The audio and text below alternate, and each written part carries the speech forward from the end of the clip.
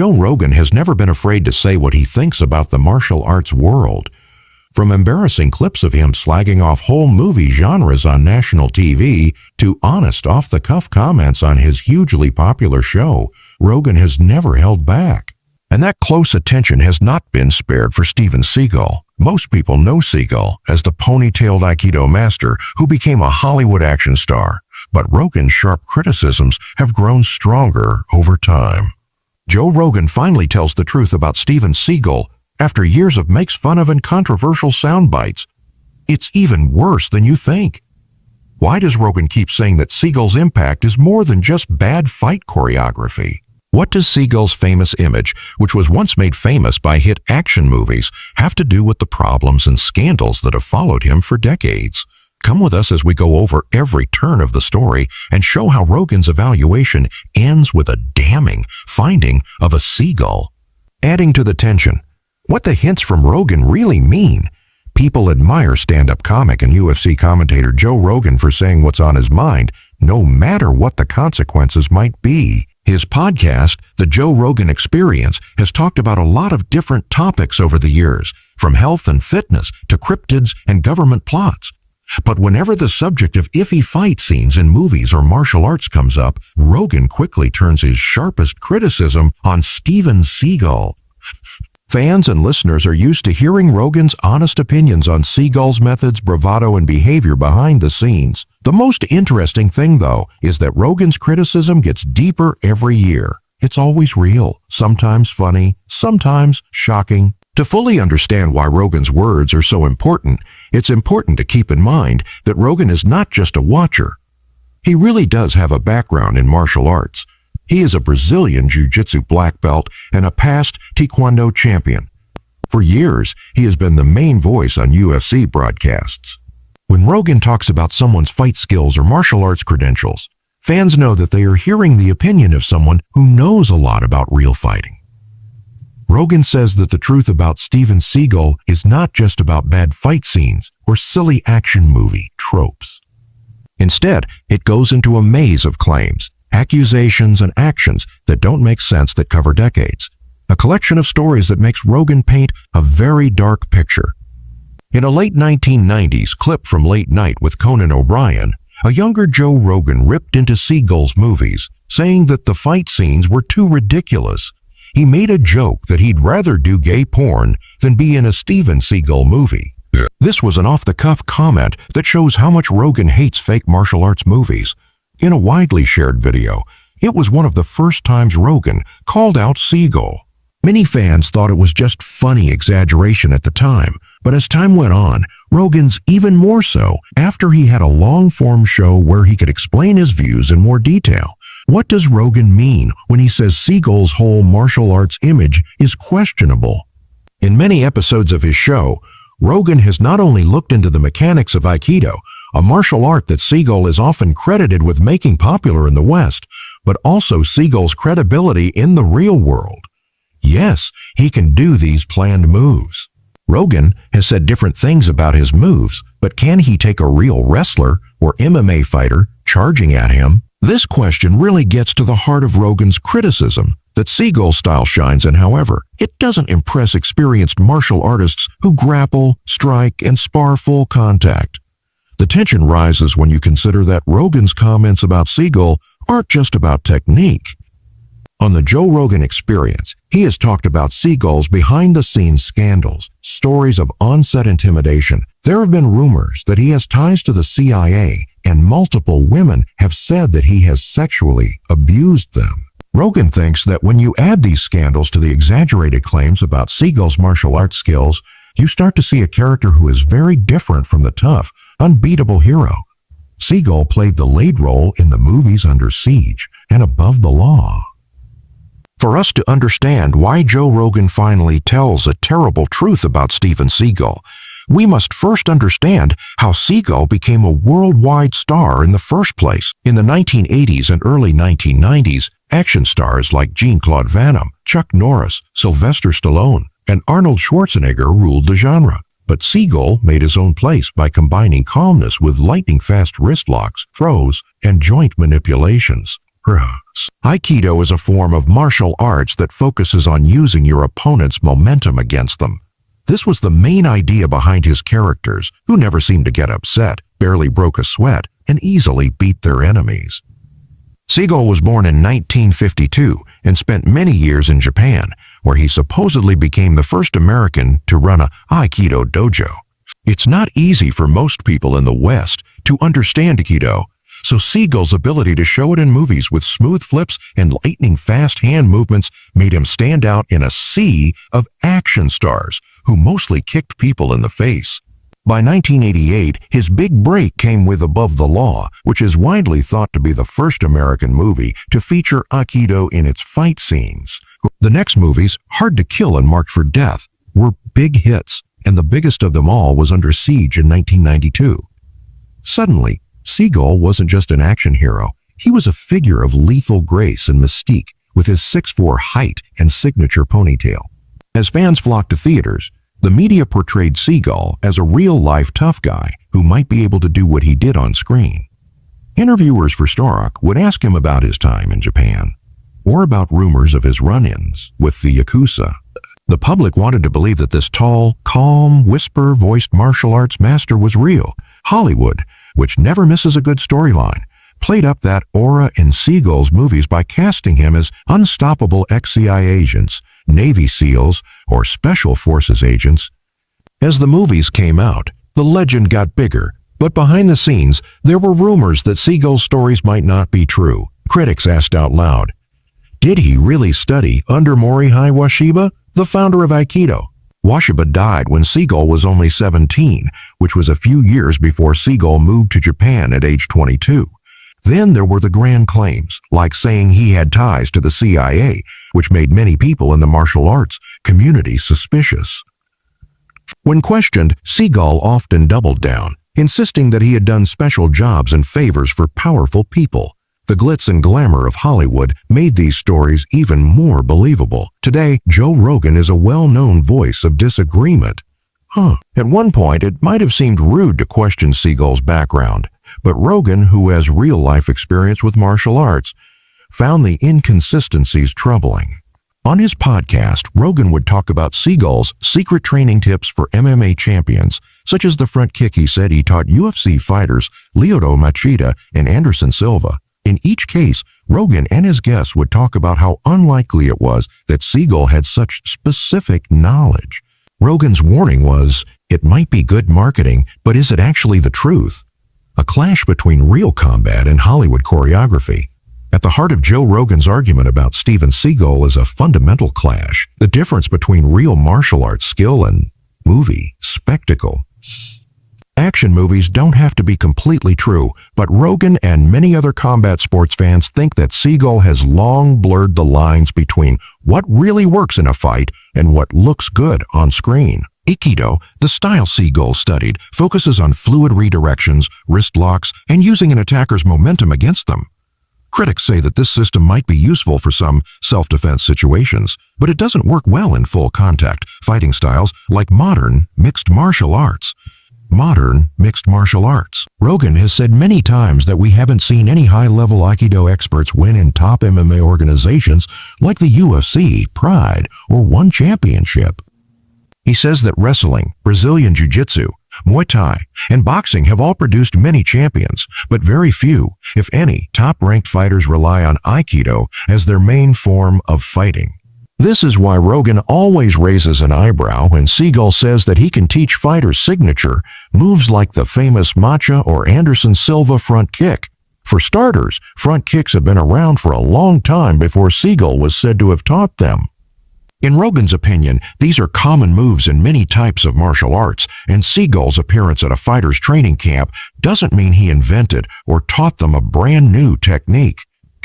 Also, Rogan says that Seagal's fight scenes are unrealistic because he laughs out loud when multiple attackers come at Seagal one by one, flailing around in ways that skilled fighters would never do. In Marked for Death or Out for Justice, Seagal's enemies are often shown as incompetent brawlers who can be easily killed with a single twisting wrist lock or throw. Rogan doesn't deny that those scenes can be entertaining, but he draws a clear line between entertainment and real high-stakes fighting. He says over and over that if a really skilled wrestler or grappler tried to close the distance on Seagal, the Aikido base counters might not be enough. This difference between how things look in movies and how they work in real life is what makes Rogan more skeptical. He thinks Seagal raised his status by giving off an air of near invincibility in real life as well as in movies. The question is whether Seagal planned for Hollywood scripts to mix with his own personal myth, or whether he truly believed in the unbeatable power of his style. In a funny conversation on the Joe Rogan Experience, Rogan suggested that Seagal might have convinced himself he was unstoppable after years of choreographing opponents who fell on cue. To be fair, some types of kung fu, traditional karate, and taekwondo can look very different when they are actually used in full contact sparring. Even in judo, which is used in the Olympics, major throws and takedowns require specific grips and timing that can be hard to pull off in a normal fight. Aikido relies a lot on fluid redirection, which can seem very theoretical when you're up against an uncooperative attacker who knows how to fight in the modern era. Rogan's point of view: it's not that Aikido is completely useless, but it probably isn't good enough to beat a grappler with takedown defense, a Muay Thai striker, or a boxer who knows how to defend against a takedown. But what really bothers people is how Seagal's ego seems to have made the difference bigger than it should have been. If he had just said, "My fight scenes are for the movies. I respect other systems in real-life combat," the controversy might not have happened. Instead, stories started to spread about Seagal showing up at UFC events or putting out statements that credited him with knockouts or submissions, as if famous fighters needed his advice. Every time that happened, Rogan became even more shocked. Several times, Rogan said on his podcast something like, "Stefan Seagal is taking credit for moves that real fighters have known all their lives." This, along with claims that Seagal insults or hurts stuntmen on set, makes it seem like Seagal either doesn't know the difference between reality and movies, or he's trying to build a personal brand that blurs that line on purpose. To be fair, Seagal isn't the only action star whose martial arts skills might not hold up against professional fighters. But as Rogan finally shows, Seagal may stand out because of how far he went with the idea that his movie-based style is really unstoppable. Add to that the growing number of controversies surrounding him, from problems behind the scenes to actual court cases, and the tension rises. Many Seagal fans, including Rogan, think that his repeated claims are more serious. They think that Seagal may be misleading audiences and even himself about the line between Hollywood and real combat. As a result, there are accusations, criticisms, and stories from behind the scenes. After looking into Steven Seagal's problems, it's clear why Joe Rogan doesn't just criticize fight scenes. Rogan isn't the only one who is skeptical. Many co-stars, stunt performers, and even producers have talked about how unsettling it was to work with Seagal. Some of these problems were funny, like when John Leguizamo said Seagal slammed him into a wall while saying he was in charge of all decisions on the set. If you read about the many women who accuse Seagal of sexual harassment or misconduct, it's scary and could end your career. The accusations against Seagal started as early as 1991 when he was working on the movie Out for Justice. At least 4 women spoke out about his behavior on set, and some said he made inappropriate advances during private casting sessions. Over the years, similar claims have been made. Jenny McCarthy said Seagal behaved inappropriately during an audition for Under Siege 2. And actress Porsche DC remembered a tense situation in which Seagal made inappropriate advances in a private meeting. Juliana Margulies also talked about a disturbing time when she had to leave a hotel room because Seagal allegedly behaved inappropriately.